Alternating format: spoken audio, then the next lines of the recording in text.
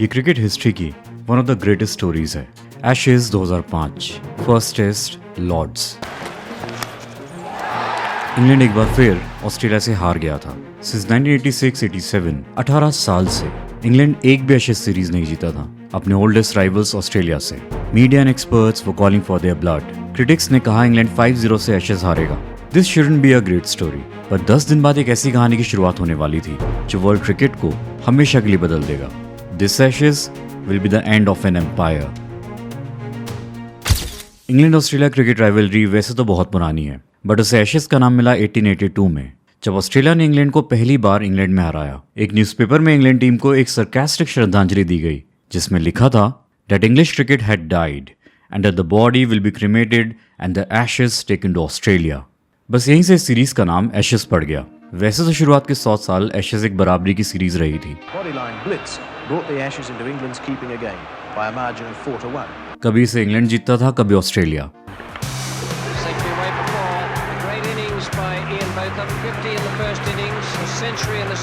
पर 1989 के बाद ऑस्ट्रेलिया ने इस पे कब्जा कर लिया था। ऑस्ट्रेलिया इसके बाद कभी भी एशेज सीरीज नहीं हारी थी। इनफैक्ट करंट ऑस्ट्रेलियन टीम कोई भी टेस्ट सीरीज नहीं हारी थी इंडिया से 2001 में हारने के बाद।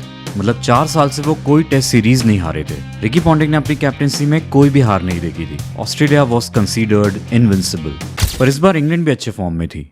वो अपनी पिछली 5 टेस्ट सीरीज जीत कर आई थी। Can this England team under Michael Vaughan do a miracle and defeat the invincible Australia? First test Lords। England की टीम एक अलग अंदाज में बॉलिंग करने उतरी।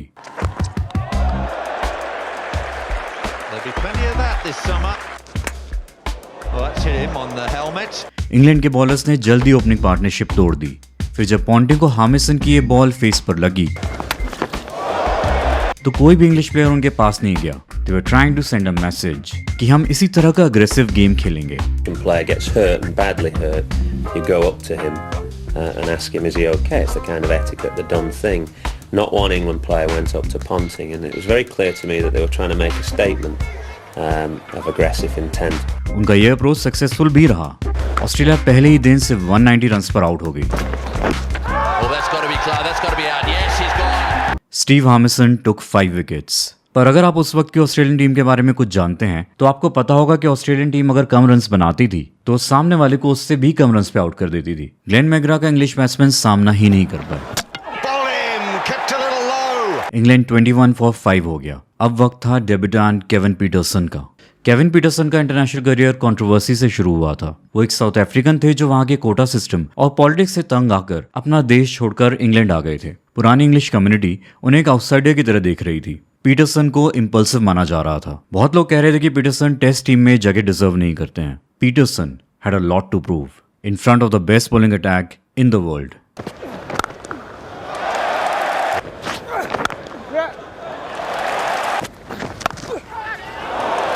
पीटरसन ने कॉन्फिडेंस के साथ ऑस्ट्रेलियन बॉलर्स का सामना किया।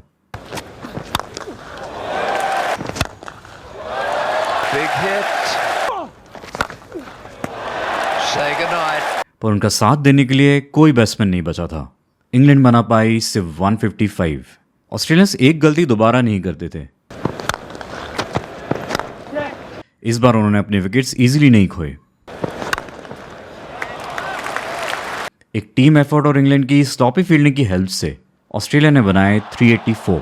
इंग्लैंड को टारगेट मिला 420 रन्स। अगर फर्स्ट इनिंग्स में मैग्रा अनप्लेएबल थे तो सेकेंड इनिंग्स में बारी थी the greatest leg spinner of all time, Shane Warne की। शेन वॉर्न करीब 10 साल पहले इंग्लैंड और दुनिया को बता चुके थे कि वो क्या हैं। उन्होंने जब इंग्लैंड में अपनी पहली बॉल डाली, he bowled the ball of the century. 10 साल बाद भी वो उतने ही खतरनाक थे या फिर उससे ज्यादा।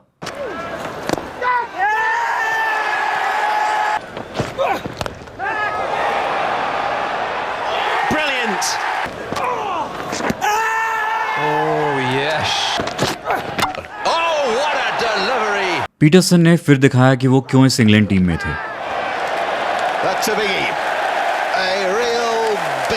He remained not out at 64।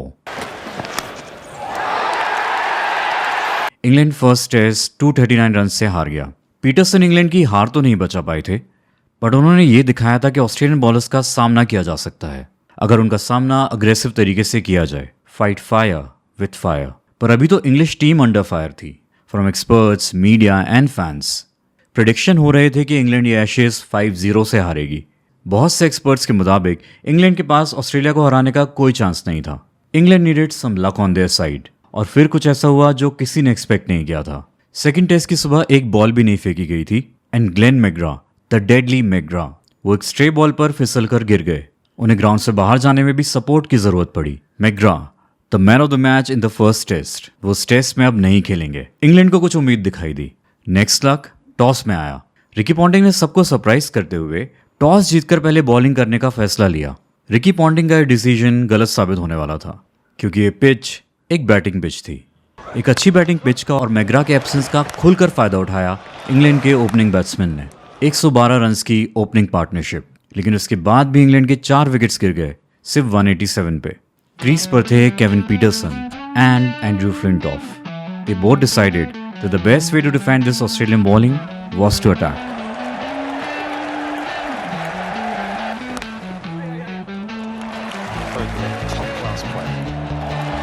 Flintoff was dealing in sixes.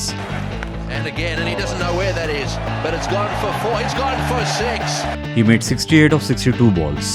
Peterson ने अपने करियर की थर्ड इनिंग्स में थर्ड हाफ सेंचुरी लगाई। इंग्लैंड ने 407 का बड़ा स्कोर खड़ा कर दिया। इंग्लैंड की टीम में अब एक अलग जोश दिख रहा था। Hayden gone for a duck.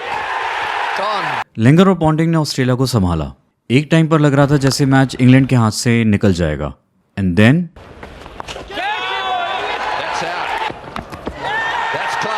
England ने इस बार ऑस्ट्रेलिया को रोके रखा। फ्लिंटॉफ ने बैटिंग के बाद बॉलिंग में भी कमाल दिखाया।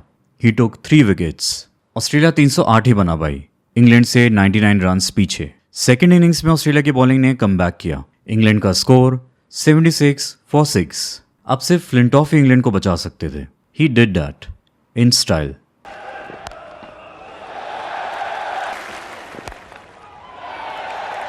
फ्लिंटॉफ को बीच में एक इंजरी भी हुई, बट समहाउ इस इंजरी ने उन्हें और अच्छा खेलने के लिए फोर्स किया, क्योंकि इसने उनके शॉट्स रिस्ट्रेन कर दिए थे, जिसकी वजह से फ्लिंटॉफ बेटर शॉट्स खेल रहे थे।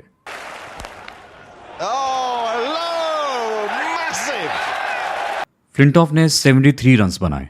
शेन वॉर्न ने टेस्ट में लिए 10 विकेट्स। इसके बाद भी ऑस्ट्रेलिया को टारगेट मिला 282। फ्लिंटॉफ का ब्रिलियंस अभी भी बाकी था। He bowled the over of this tournament. Justin Langer on the strike. First ball blocked, second ball Ricky Ponting on the strike. Third ball, LBW appeal. Fourth ball, edge. Fifth ball, another LBW appeal. Sixth ball, left but a no ball. Ponting को एक ball और survive करनी थी. Sixth ball again. The test and series changed from here.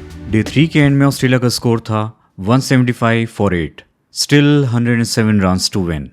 England को जीत काफी नजदीक दिख रही थी, but next day Australian lower order एक डिटर्मिनेशन के साथ बैटिंग करने आया। 220 रन्स पे 9th विकेट गिरा।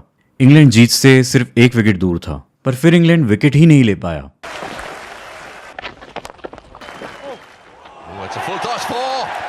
इंग्लैंड अब अपनी हार को ज्यादा पास देख रहा था। ऑस्ट्रेलिया को जीत के लिए चाहिए थे सिर्फ 3 रन्स, एंड देन हामिसन की ये शॉर्ट बॉल। इंग्लैंड सिर्फ 2 रन से ये टेस्ट मैच जीत गया। One of the greatest Test match of all time. Man of the match Andrew Flintoff. Ashes 1-1 से बराबरी पे थी।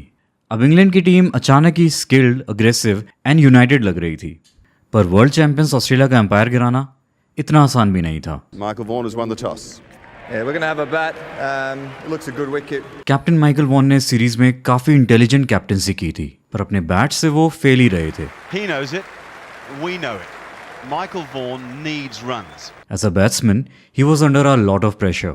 आज उनके लिए काफी इंपॉर्टेंट दिन था। माइकल वॉन ने दिखाया how good a batsman he is. McGrath के वापस आने के बावजूद he played a superb knock. Some luck as well. And dropped again. Out. Oh, no ball. But Eventually he made 166. उन्होंने इंग्लैंड को 444 के बड़े स्कोर तक पहुंचाया। शेन वॉर्न ने भी एक पर्सनल माइलस्टोन अचीव किया, 600 विकेट्स। साइमन जोन्स ने इस बार कमाल दिखाया। इंग्लैंड बॉलिंग की सबसे बड़ी स्ट्रेंथ साबित होने वाली थी reverse swing. Bowled in. The reverse swing. It came back at him on this occasion. Australian batsman reverse swing को समझ ही नहीं पा रहे थे। Simon Jones. ऑस्ट्रेलिया को एम्बैरेसिंग फॉलो ऑन फेस करना पड़ जाता, but thanks to Shane Warne, जिनकी 90 रन्स की इनिंग्स की वजह से ऑस्ट्रेलिया 302 तक पहुंच पाया। 142 रन्स की लीड लेने के बाद सेकेंड इनिंग्स में इंग्लैंड ने एक बार फिर अच्छा खेला। ओपनर एंड्रयू स्ट्राउस की सेंचुरी की मदद से इंग्लैंड ने ऑस्ट्रेलिया को टारगेट दिया 423 रन्स। सिर्फ लास्ट दिन बाकी था और ऑस्ट्रेलिया इस मैच को अब सिर्फ बचा ही सकती थी। Pivotal and maybe momentous day awaits us. 10 wickets for England to take, 399 runs for Australia if they're to win the game. England के कैप्टन के बाद अब बारी थी ऑस्ट्रेलिया के कैप्टन की, एंड ही डिलीवर्ड। दूसरी तरफ विकेट्स गिरते रहे, Got him. पर पॉन्टिंग ने कैप्टन्स इनिंग्स खेली। वो इंग्लैंड के अटैक को रेजिस्ट करते रहे। Well, that's a beautiful shot, and that is Ricky Ponting's 100. That is very good. What a ball. Last 3 wickets लेने के लिए इंग्लैंड के पास 31 ओवर्स थे, लेकिन पॉन्टिंग अभी भी खेल रहे थे। पीटरसन ने पता नहीं कितने कैचेस ड्रॉप किए हैं इस सीरीज में। In the air. Oh, he's dropped it. Oh, no, he's got him. What a good catch. What a catch! Finally, Ricky Ponting was out. A brilliant innings. McGraw ली को survive करनी थी 24 balls. Some nervous moments. But Australia ने test draw करा लिया। इस Australian team को कभी किसी ड्रॉ के लिए ऐसे सेलिब्रेट करते हुए कभी नहीं देखा था, जो ये बताता था कि ऑस्ट्रेलिया सेकंड टेस्ट की हार के बाद कैचअप खेल रहा था। England was on the attack, Australia was on the back foot. Michael Vaughan has won the toss. We're going to have a bat. It looks a decent wicket. England के top order ने contribute तो किया, पर वो 241 for 5 थे। Match किसी भी तरफ जा सकता था, but this man Flintoff again. Wicketkeeper Jones के साथ मिलकर एक बार फिर वो ऑस्ट्रेलिया के लिए एक खतरा बन गए। This time he was not satisfied with a 60 और 70। उन्होंने इस बार डिसिप्लिन के साथ बैटिंग की। फ्लिंटॉफ ने 109 रन बनाकर इंग्लैंड को 477 के बड़े स्कोर तक पहुंचाया। इंग्लैंड और ऑस्ट्रेलिया के बीच का डिफरेंस फ्लिंटॉफ ही थे। बैटिंग, फील्डिंग, बॉलिंग, वो हर जगह ऑस्ट्रेलिया पर भारी पड़ रहे थे। ऑस्ट्रेलियन बैटिंग एक बार फिर इंग्लैंड की फास्ट बॉलिंग के आगे फेल हो गई, स्पेशली साइमन जोन्स के सामने। उन्होंने फिर से 5 विकेट्स हॉल लिया। Simon Jones was such a talented bowler, पर शेन बॉन्ड की ही तरह उनका करियर भी इंजरीज से घिरा रहा। Who knows what could have been अगर उनकी फिटनेस उनका साथ देती। इस बार ऑस्ट्रेलिया फॉलो ऑन नहीं बचा पाई। माइकल वॉन ने डिसाइड किया ऑस्ट्रेलिया से फिर से बैटिंग कराने का। This was very embarrassing for the invincible Australian cricket empire. Australia को आखिरी बार फॉलो ऑन मिला था 1988 में। First time Australia have been asked to follow on since they played Pakistan at Karachi back in 1988, 191 test matches ago. इस series में Michael Vaughan अपनी field setting में काफी क्रिएटिव रहे थे, जैसे इनिंग्स की स्टार्टिंग में डीप पॉइंट पर फील्डर लगाना। नॉर्मली ये डिफेंसिव फील्ड मानी जा सकती है, पर वॉन ऑस्ट्रेलियन बैट्समैन के फेवरेट शॉट्स रोकने की कोशिश कर रहे थे। तो जिन शॉट्स पर नॉर्मली उन्हें बाउंड्रीज मिलती, अब उन्हें सिंगल्स मिल रहे थे। One of the key factors we managed to frustrate them and make them play shots that maybe they wouldn't play in another game. Australia की सेकेंड इनिंग्स में पॉन्टिंग और मार्टिन की अच्छी पार्टनरशिप चल रही थी। Then a risky single. Quick. Oh, he's gone, I think. Ponting इस run out से खुश नहीं थे, क्योंकि ये रनआउट एक सब्स्टिट्यूट फील्डर ने किया था, जो साइमन जोन्स की जगह फील्ड पर था। पॉन्टिंग का कहना था कि इंग्लैंड सब्स्टिट्यूट रूल का फायदा उठा रही है।